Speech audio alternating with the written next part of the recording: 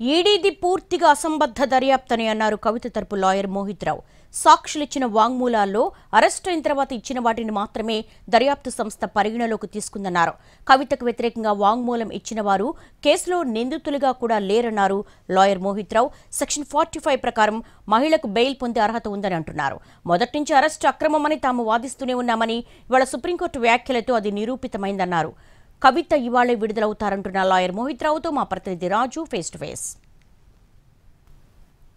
కేసులో ఎమ్మెల్సీ కవితకు సుప్రీంకోర్టు ధర్మాసనం బెయిల్ మంజూరు చేసింది. అయితే ఈ బెయిల్ మంజూరు చేసేటటువంటి సమయంలో ఎన్నో కీలకమైనటువంటి కామెంట్స్ కూడా సుప్రీంకోర్టు చేసింది. ముఖ్యంగా ఈ ఈడీ కావచ్చు, సిబిఐ కావచ్చు చేస్తున్నటువంటి దర్యాప్తులో ఎక్కడ కూడా పారదర్శకత కనిపించలేదు. పైగా ఎవరైతే నిందితులుగా ఉన్నారో వాళ్ళు ఇచ్చినటువంటి స్టేట్మెంట్స్ బేస్ చేసుకుని కవితని ఎందుకు పిక్ అండ్ చూస్ చేశారు అనే అంశంపైన కూడా ప్రశ్నించినటువంటి పరిస్థితి కనిపించింది. సో మొత్తానికి సుప్రీంకోర్టు ధర్మాసనం కవితకు బెయిల్ ఇవ్వడంతో ఈ రోజు సాయంత్రమే కవిత విడుదల కాబోతున్నారు. సో ఈ నేపథ్యంలో ఇప్పటి వరకు జరిగినటువంటి ప్రొసీడింగ్స్ అన్ని కూడా మొదటి నుంచి అంటే ట్రయల్ కోర్టు, ఆ తర్వాత ఢిల్లీ హైకోర్టు, ఆ తర్వాత సుప్రీంకోర్టు, ఇవన్నీ కూడా జరిగినటువంటి పరిణామాలు ఉన్నాయి. ముఖ్యంగా ఢిల్లీ హైకోర్టు ప్రత్యేకంగా మహిళ చదువుకుంది అనే అంశాన్ని అడ్డుపెట్టి ఏదైతే బెయిల్ని ఇచ్చేందుకు తిరస్కరించినటువంటి పరిస్థితి కనిపించింది.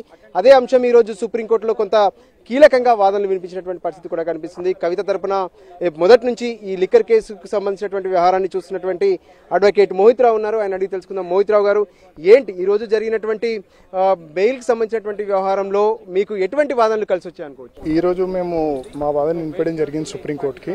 మెయిన్గా 3 అంశాలండి. ఒకటేమో మాగుంట శ్రీనివాసరెడ్డితో క్రైమ్ స్టార్ట్ అయింది అన్నప్పుడు మాగుంట శ్రీనివాసరెడ్డిని అక్యూజ్గా పెట్టాలి ఇప్పటి వరకు. సో సుప్రీంకోర్టు అడిగింది వాళ్ళు ఎందుకు అక్యూజ్ చేయలేదు అని అంటే వాళ్ళ దగ్గర ఆన్సర్ లేదు ఈడీ దగ్గర. అండ్ వీళ్ళు చేసిన స్టేట్మెంట్స్ అన్ని ఒక్కొక్కరు 6-7 స్టేట్మెంట్లు ఇస్తే వాళ్ళు అరెస్ట్ అయ్యాక ఇచ్చిన స్టేట్మెంట్ ఒక్కటే పరిగణలోకి తీసుకుంటారు, మిగతా స్టేట్మెంట్లు అన్ని ఇచ్చిపెడుతున్నారు. అట్లా ఎందుకు పిక్ అండ్ చూస్ మేనర్లో మీరు ఇన్వెస్టిగేషన్ చేస్తున్నారు? మీరు అన్ఫేర్ ప్రాసిక్యూటర్స్, అన్ఫేర్ ఇన్వెస్టిగేషన్ అని సుప్రీంకోర్టు క్లియర్గా పేర్కొనింది ఈరోజు. అండ్ మహిళ ఉంటే ఎక్కువగా చదువుకున్న పార్లమెంటేరియన్ అయినా మహిళకి బెయిల్ రావద్దు అనడం అనేది చాలా దురదృష్టకరం.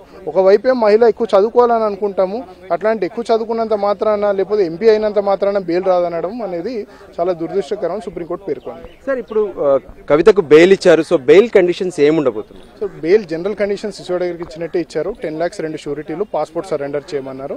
సో అవన్నీ మేము ట్రయల్ కోర్టుకి ఇప్పుడు అవన్నీ సమర్పిస్తాము. సమర్పించాక ఈరోజు ఈవినింగ్ తను రిలీజ్ అవ్వడం జరుగుతుంది. ఈ లిక్కర్ కేసుకు సంబంధించినటువంటి వ్యవహారంలో పలు అంశాలపైన కూడా చర్చ జరిగింది. అంటే కవితకు సంబంధించినటువంటి ఎఫ్ఐఆర్లో ఎక్కడ కూడా పేరు లేదు, ఛార్జ్ షీట్లో మాత్రమే పేర్కొన్నారు.